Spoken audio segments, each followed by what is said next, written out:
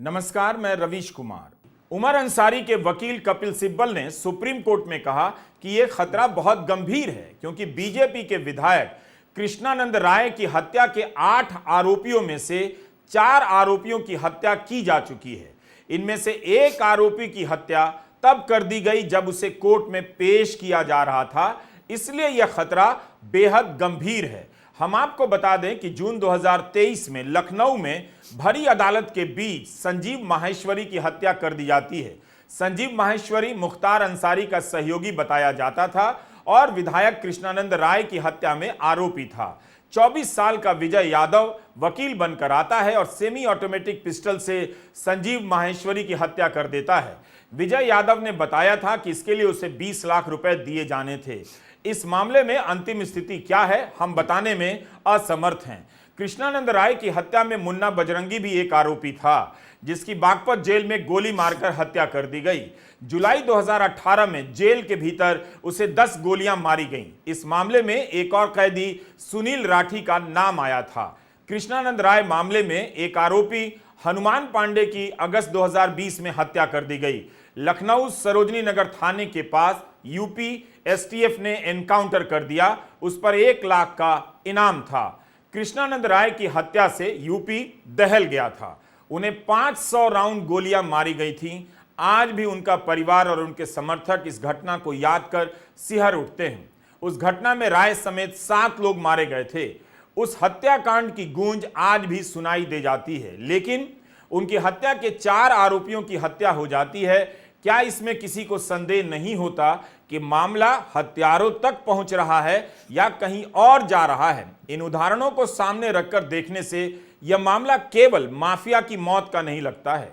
UP में jail के भीतर हत्या, कोर्ट में हत्या, पुलिस की सुरक्षा में हत्या, एनकाउंटर और जहर देकर मारने का आरोप गंभीर सवाल खड़े कर रहे हैं। राज्य की सुरक्षा में इस तरह की घटनाएं चिंता का विषय हैं।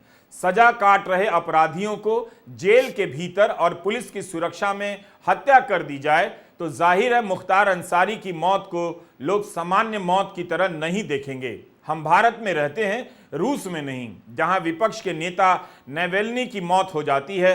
आरोप लगता है कि जेल में जहर दे दिया गया होगा। कृष्णानंद राय की हत्या के आरोपियों की इस तरह से हत्या होती है, जाहिर है मुख्तार अंसारी की जान को खतरा इतना हल्का नहीं रहा होगा। सुप्रीम कोर्ट में एडिशनल सॉलिसिटर जनरल ने यूपी से बाहर की जेल में भेजने का विरोध किया। 3 महीने के भीतर मुख्तार अंसारी की मौत हो जाती है। बहस के दौरान कपिल सिब्बल ने कहा था कि 3 मई 2023 को इलाहाबाद हाईकोर्ट ने सुरक्षा बढ़ाने के आदेश दिए थे, क्योंकि 18 मई 2023 को कुछ अज्ञात और संदिग्ध लोग मुख्तार अंसारी के बैरक में गए थे। इसे भी ध्यान रखना चाहिए। 2 बार जहर देने के अलावा अज्ञात लोगों के बैरक में जाने की घटना पर क्या जांच हुई, वह जांच भरोसे के लायक थी या नहीं, यह सब अब खुला प्रश्न है।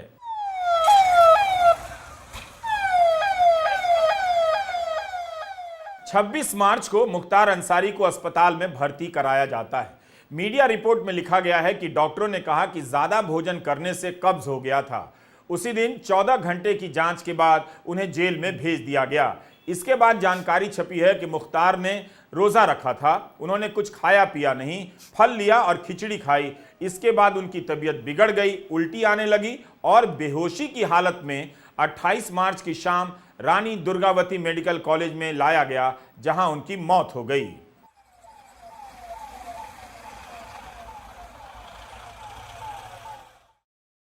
बेटे उमर अंसारी ने आरोप लगाया है कि उन्हें आईसीयू में पिता से मिलने नहीं दिया गया, जबकि वे अपने बीमार पिता से मिलने के लिए 900 किलोमीटर चलकर आए थे।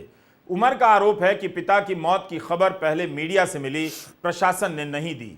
मुख्तार अंसारी के भाई अफजाल अंसारी 26 मार्च को मुख्तार अंसारी से मिले थे। उनका बयान है कि मुख्तार ने कहा था कि जेल में भोजन में जहर दिया गया। अफजाल ने कहा कि हालत काफी बिगड़ गई थी, जेल में ही उपचार चलता रहा, लेकिन जब सब कुछ बिगड़ गया तो अस्पताल ले जाया गया होगा। अफजाल ने एक और गंभीर आरोप लगाए हैं कि उसरी चट्टी कांड में गवाही शुरू होने वाली थी। उनकी गवाही से आरोपी को सजा हो सकती थी। एक रिपोर्ट में है कि पूर्व एमएलसी विजय सिंह को बचाने के लिए मुख्तार को गवाही देने से रोका जा रहा था। उमर अंसारी ने सुप्रीम कोर्ट में दी गई अपनी याचिका में इसका जिक्र किया था कि मुख्तार अंसारी उन मामलों में भी गवाह हैं जिसमें बीजेपी के कई प्रभावशाली नेता आरोपी हैं। इस कारण से उनकी हत्या करने की कोशिशें की जा सकती हैं। मुख्तार अंसारी की मौत और अतीक अहमद की हत्या की डिटेल ठीक से देखिए। अतीक अहमद की हत्या के समय भी बहुत सारी खबरें छपी थी कि अतीक अहमद ने सफेद पोश लोगों के नाम ले लिए, इनमें अफसर, मंत्री और बिल्डर हो सकते हैं, लिहाजा सबके होश उड़ गए थे। लेकिन हत्या के आरोप में पकड़े जाते हैं 22-23 साल के लड़के। यूपी पुलिस अपना दावा कर सकती है कि एनकाउंटर से लेकर जेल में हाई प्रोफाइल कैदी की हत्या के मामले में उसका रिकॉर्ड बहुत अच्छा नहीं लगता। इस मामले में भी कहानियां इतनी उलझा दी जाएंगी कि तह तक पहुंचना मुश्किल हो जाएगा। जनता को यही बताया जाएगा कि एक माफिया की मौत हुई है, लेकिन यह चिंता की बात है कि इस मौत के पीछे किसी नए प्रकार के माफिया का उदय तो नहीं हो रहा है। इसकी चिंता ज्यादा कीजिए। अगर माफिया का धर्म नहीं होता है तो याद रखिएगा, माफिया की जाति होती है, उसकी अपनी पार्टी भी हो सकती है। 17 अप्रैल 2023 को हमने रवीश कुमार ऑफिशियल अपने YouTube चैनल पर अतीक अहमद की हत्या पर डिटेल में वीडियो बनाया था। इस वीडियो में मीडिया में छपी कुछ बातों को लेकर हमने आमने सामने रखा और दिखाया कि क्या कहा जा रहा है और क्या छिपाया जा रहा है। आप उस वीडियो को पूरा देखिए। फिलहाल यूपी पुलिस की काबिलियत को समझने के लिए उसी वीडियो से आपको एक छोटा सा हिस्सा दिखाना चाहते हैं। उस वीडियो का लिंक हम आपको डिस्क्रिप्शन में दे देंगे। अमर उजाला में अनूप ओझा की रिपोर्ट की हेडिंग देखिए, हिरासत में अतीक अशरफ की हत्या पुलिस की लापरवाही का नतीजा। रिपोर्ट में अनूप लिखते हैं कि पुलिस की तरफ से हर कदम पर चूक हुई है। रिमांड के दौरान जहां माफिया और उसके भाई के वकील को भी 100 मीटर दूर रहने की इजाजत कोर्ट ने दी थी, वहां मेडिकल मुआयने से पहले अस्पताल के गेट पर मीडिया कर्मियों को सवाल करने की छूट कैसे दी गई, इसका जवाब ढूंढा जा रहा है। अनूप ओझा ने लिखा है कि जिस माफिया अतीक की पेशी के दौरान सुरक्षा में 1000 से अधिक पुलिस, पीएसी और आरएएफ के जवान लगाए जा रहे थे, जेल से बायोमेट्रिक लॉक वाली प्रिजन वैन में लाया जाता था, उसे 2 दिन से धूमनगंज पुलिस थाने की साधारण जीप में लेकर घूमती रही। अनूप आगे लिखते हैं कि इतना ही नहीं, उमेश पाल हत्याकांड में प्रयुक्त असलहों की बरामदगी के लिए कसारी मसारी के जंगल में भी पुलिस अतीक अशरफ को लेकर जीप से ही टहलती देखी गई। इस दौरान एक ही हथकड़ी की चेन में दोनों भाइयों के हाथ बांधकर घुमाया जाता रहा। 3 दिनों से लगातार रात को पुलिस चिकित्सकीय परीक्षण के लिए लेकर अतीक अशरफ को पहुंचती रही। ऐसे में बार बार चिकित्सकीय परीक्षण कराने की वजहों को लेकर सवाल खड़े हो रहे हैं।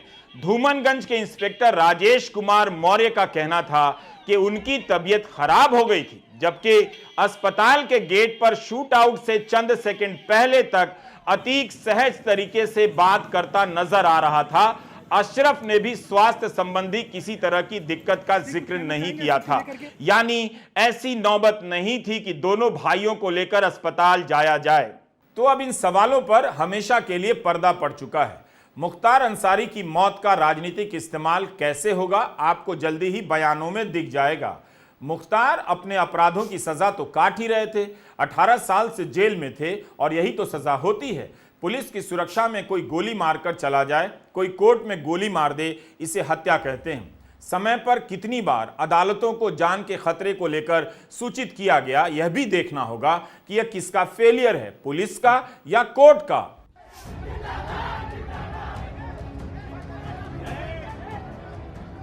यह मुख्तार अंसारी का घर है। यहां आई भीड़ किसी माफिया के भय से नहीं आई। अगर मुख्तार अंसारी पर 65 प्रकार के मुकदमे दर्ज हैं तो एक पक्ष यह भी है कि उन्होंने अनगिनत लोगों की मदद भी की। ये वही लोग हैं जो मुख्तार की मदद को याद रखते हैं और मौत की खबर पर जमा हो गए। इन्हीं लोगों ने मुख्तार को 5 बार विधायक भी बनाया और कई दलों ने मुख्तार अंसारी का राजनीतिक लाभ भी लिया। बसपा और सपा की सरकारों में संरक्षण भी मिलता रहा और रियायत भी। मुख्तार अंसारी के दादा डॉक्टर मुख्तार अहमद स्वतंत्रता सेनानी थे। लंदन की डॉक्टरी छोड़कर गांधी और नेहरू के साथ काम करने आ गए। डॉक्टर मुख्तार अहमद को 1927 में कांग्रेस का अध्यक्ष बनाया गया।